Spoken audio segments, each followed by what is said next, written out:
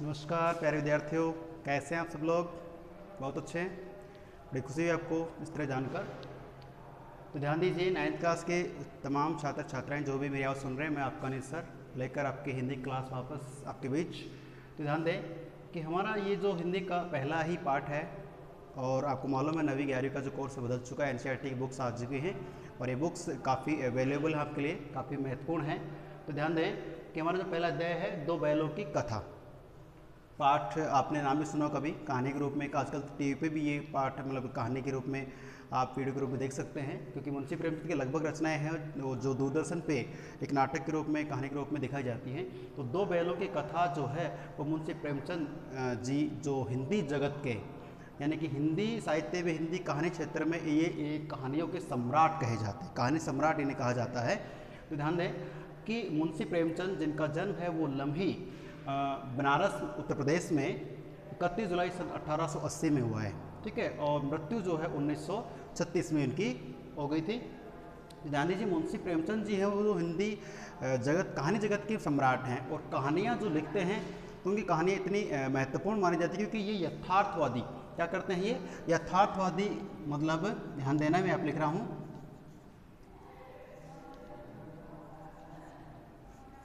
यथार्थवादी लेखन करते हैं। ये यथार्थवादी लेखन करते हैं, यानी जितने भी कहानियाँ जो लिखते हैं उनके पात्र जो होते हैं वो आसपास इर्द गिर्द होते हैं और उस कहानी के अनुसार ही होते हैं। इनकी कहानियों में काल्पनिक बातें कम होती, सच्चाई अधिक होती है।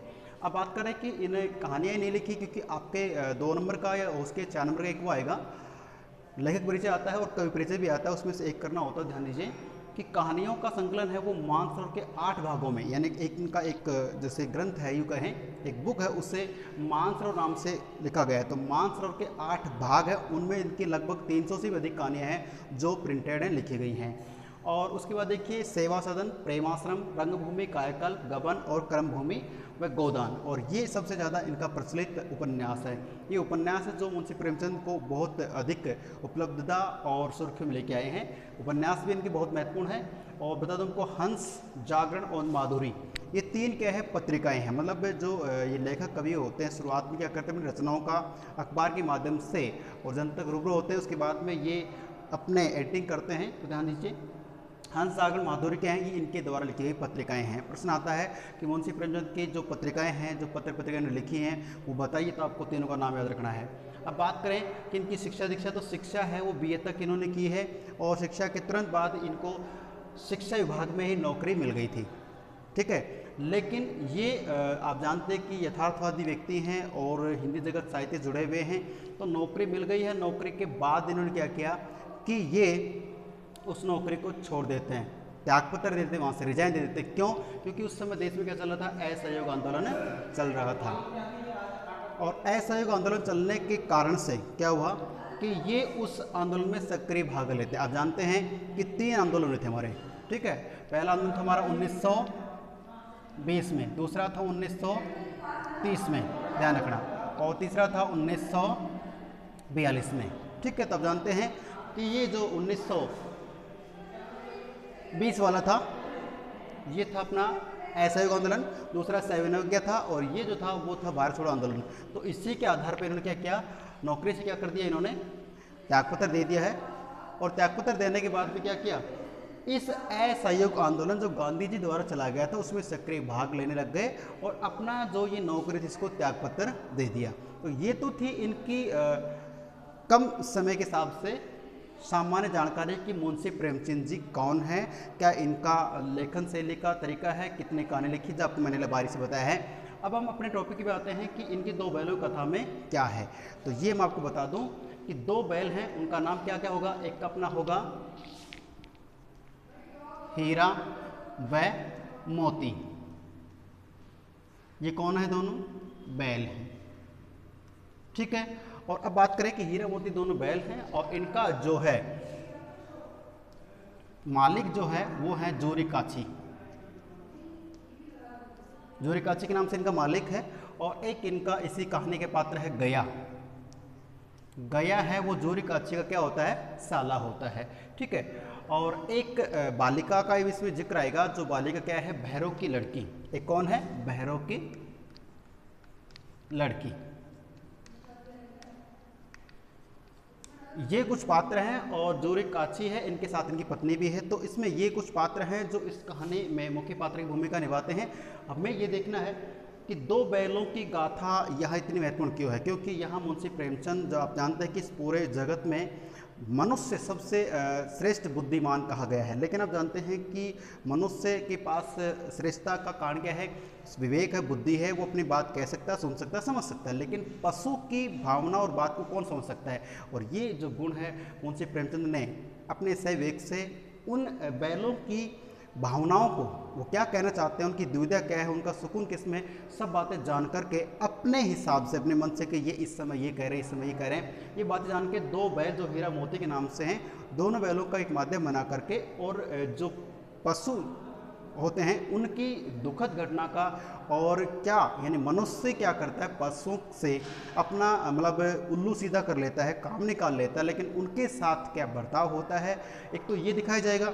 दूसरा ये कि मनुष्य जो होता है वो पशुओं से अपना काम तो निकाल लिया, लेकिन कुछ ऐसे मनुष्य भी होते हैं जो पशुओं के साथ रहते रहते उनसे आत्मीय हो जाते हैं। तो यहाँ पे बात करेंगे हीरा और मोती जो दोनों बैल हैं, ये जूरी काछी नाम का जो व्यक्ति किसान है, इस जूरी काछी से इतने आत्मीय हो जाते हैं कि इसके घर पे इन्हें चाहे सूखी रोटी मिले या भूसी मिले, कुछ भी खाने को मिले, ये तन मन धन से काम करते हैं और ये चाहते हैं कि हम इस घर के अलावा कहीं नहीं जाएं, सिर्फ यहीं पे हम काम करते करते भले प्राण निकल जाएं, लेकिन इस घर को छोड़ के जाना नहीं चाहते हैं। लेकिन होता क्या है कि गया नाम का व्यक्ति जो इनका साला होता है, ये अपने खेत में काम करने के लिए इनसे बैल मांगने आ जाता है, और जूरी काछी न चाहते हुए अपनी पत्नी के गुस्से के कारण मान लीजिए, कैसे मान लीजिए, घर चलाने के लिए मान लीजिए, क्या करता है कि अपने दोनों हीरा मोती जो जान से प्यारे बैल थे उन दोनों को अपने साले गया को दे देता है। एक साथ इस पाठ में आने वाला गोई, तो गोई का अर्थ क्या होता है, मैंने आपको बताया, गोई गोई होती है जोड़ी। क्या होती है? गोई का मतलब होता है जोड़ी। तो दोनों बैलों की जोड़ी को लेकर गया है वो जाता है, और यहाँ जूरी काछी घर से लेकर उसके घर तक होता क्या है कि बैल का परेशान करते हैं, लेकिन वो क्या है वहाँ जैसे उनको बांधता है, खाना वाना डालता है, लेकिन वहाँ से तोड़ा के वापस भाग जाते हैं।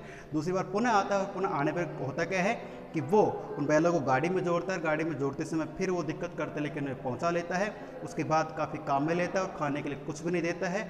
उस गया के घर पे एक बहरों की लड़की है जिसकी माँ का देहांत हो जाता है, और वो लड़की क्या है कि प्रताड़ना का शिकार है।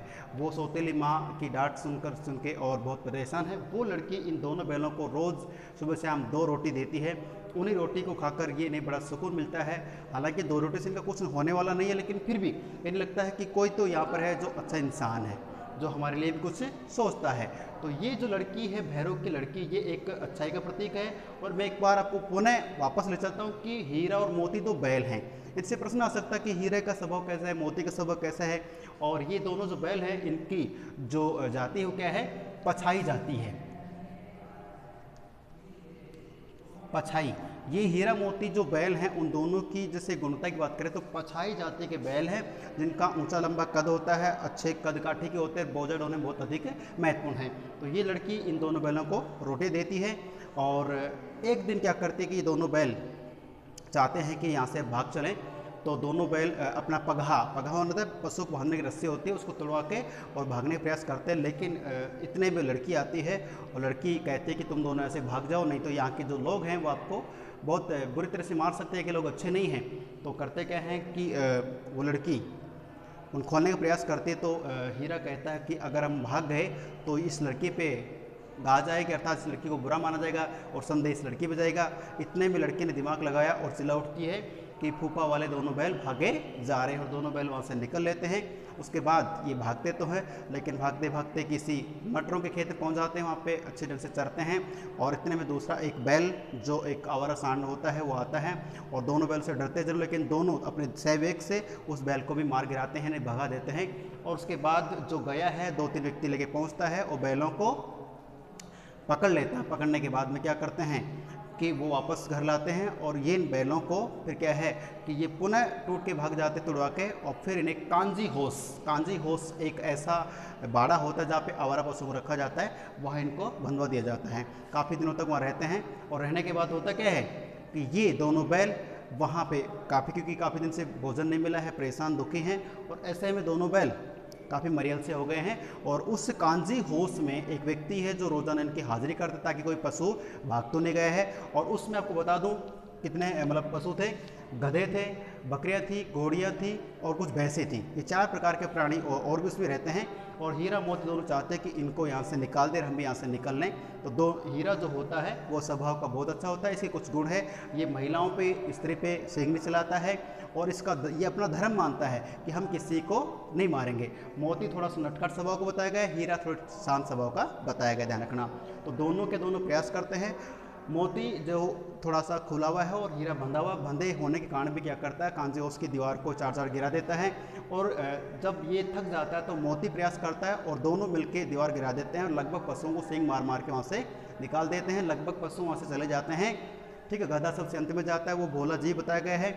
और ये चले जाने के बाद होता क्या है कि सभी पशु चले जाते हैं और अंत में ये दोनों, हीरा बंधा हुआ है और मोती खुल गया था, लेकिन हीरे ने कहा कि मोती मैं बंधा हुआ हूँ, तू जा और मैं यहाँ पे अपने प्राणांत कर लूँ, कोई दिक्कत नहीं। लेकिन मोती कहता है कि हम दोनों इतने दिनों तक साथ रहे हैं और इन दोनों के अंदर भाई जैसा प्रेम बताया गया है।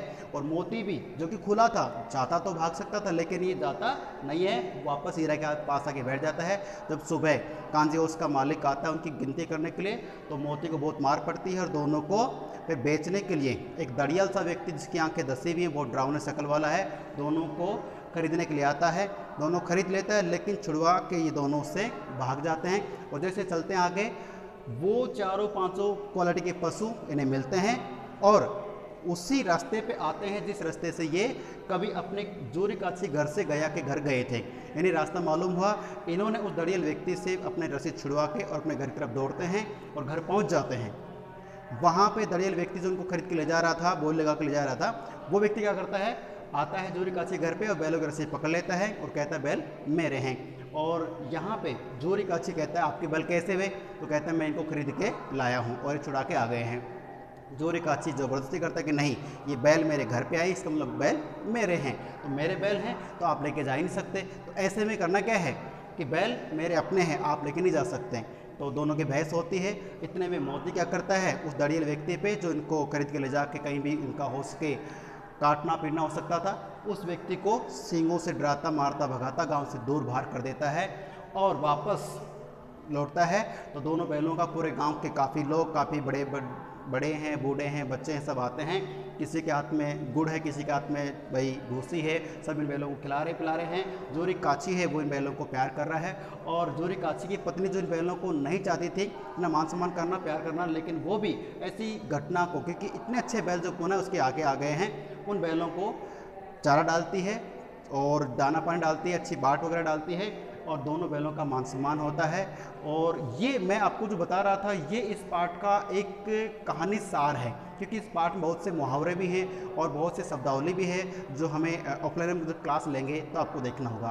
तो कहने का मतलब हीरा मोती जो बैल हैं, बैलों की आत्मीयता को मुंशी प्रेमचंद अपनी बात से समझते हैं और फिर हमारे सामने पेश करते हैं। तो ये जो हमारी क्लास है इसको पूर्ण रूप से आप नोट कर लीजिए, देख लीजिए, याद रखना है, ठीक है। तो मिलते हैं अगली क्लास में। धन्यवाद, जय हिंद, जय भारत।